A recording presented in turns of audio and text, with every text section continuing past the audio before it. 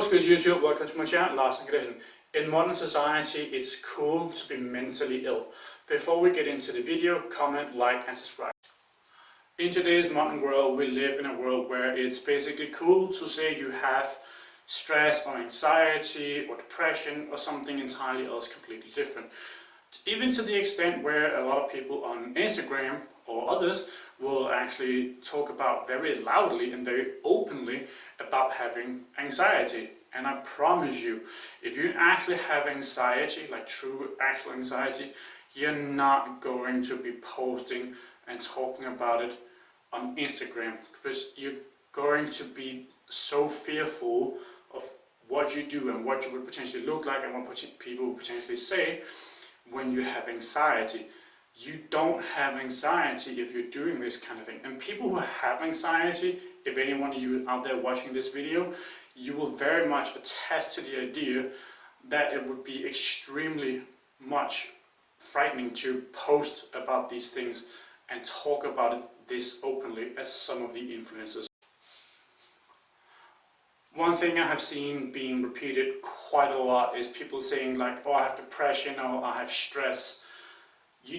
More than likely you don't have either of those. If you have depression, and if you're out there watching, you would be able to attest to the idea. If you actually have depression, just getting out of bed is going to be extremely difficult. That's going to be seen as an extremely difficult task. So it's extremely disrespectful to people who actually have depression to say, I have a depression. Now, maybe you're having a rough week or a rough month. Maybe some things aren't particularly going your way and you're saying you have a depression, but you don't. Because if you really are depressed, like I just said before, just getting out of bed, brushing your teeth, like super basic stuff, that's gonna be an incredible battle to get through on a day-to-day basis. And it's a similar thing with people who have stress. If you have maybe a very busy time at work or at school and you say, oh, I have stress, you probably don't.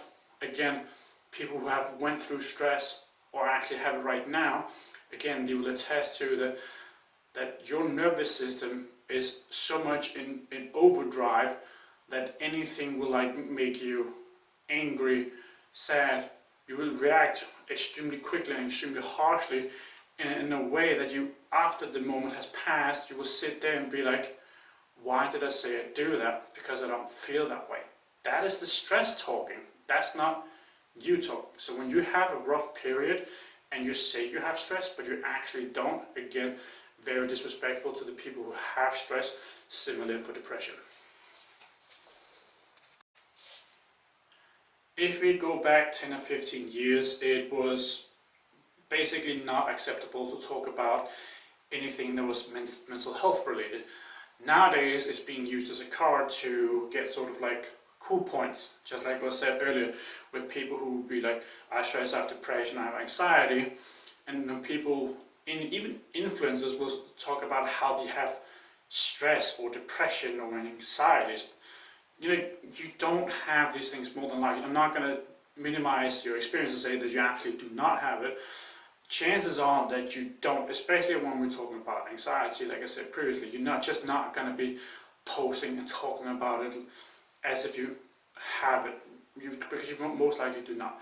And this is a big problem that have been changed. The whole dynamic or the language behind these things have changed so drastically that nowadays it's sort of like the cool thing to say that you have some sort of like diagnosis, whereas, like I said before, if you just go 10 or 15 years back, it was something really bad and you shouldn't even talk about it. Now it has changed completely over to the other side. These kind of changes in society, we see this all the time. It's what we call a pendulum reaction. So think like a pendulum swinging from one side to the other. So if we are completely on one side of the spectrum and then someone gets an idea that, okay, this will actually be a really good thing to change, then a pendulum reaction happens and it swings all the way from over here all the way to over there. And that's an overcorrection, essentially, that we overcorrect what has happened. And this is a really weird thing we humans do, that we can't just move the needle a little bit.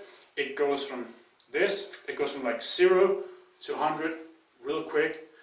it doesn't help anyone.